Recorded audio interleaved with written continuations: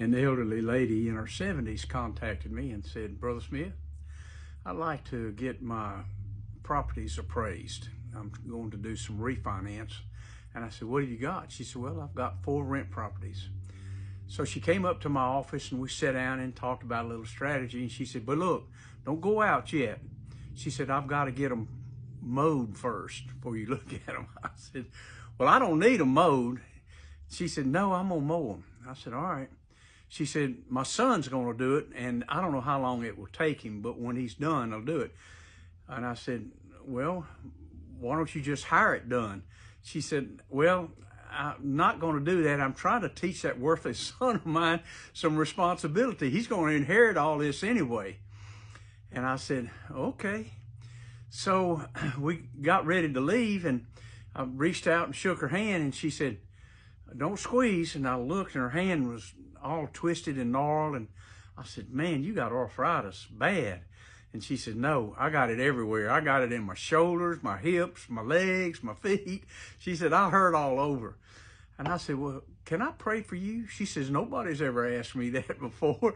I said, all right. So we sat right there and laid our hands on the table and prayed. And she left, went slowly down the stairs. I was in the Hammond Supply building on the 2nd floor. And I didn't hear from her for a couple of days. And she called me. She said, Brother Smith? I said, yes, ma'am. She said, well, you can come appraise my properties now. I said, are you really? You already done? She says, no, I was not going to wait on that worthless son of mine. She said, all of a sudden, when I got to the bottom of the stairs of your office, it felt like warm oil came over my head and went all the way down my body. I said, really? She said, and then all of a sudden, I didn't hurt anymore anywhere. So I went home and got my lawnmower and yard tools and put them in my trunk, and I mowed those yards myself. I said, ma'am? She said, I did, and I don't hurt at all, and I want to thank you for praying for me. I was, well, of course.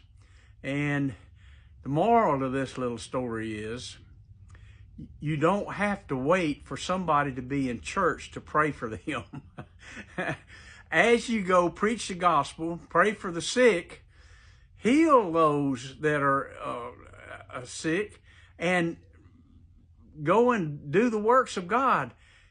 They're out there on the street. Everywhere you go, people you meet in business and work, everywhere. And everybody has something going on in their life. Well, I look back on that and I think, there's that little old 70-year-old woman, and the last thing she told me was, I'm not waiting on that worthless son of mine anymore. And she went and did her business free from pain. Oh, I love those stories. God bless you guys and go in peace. Love you. Bye.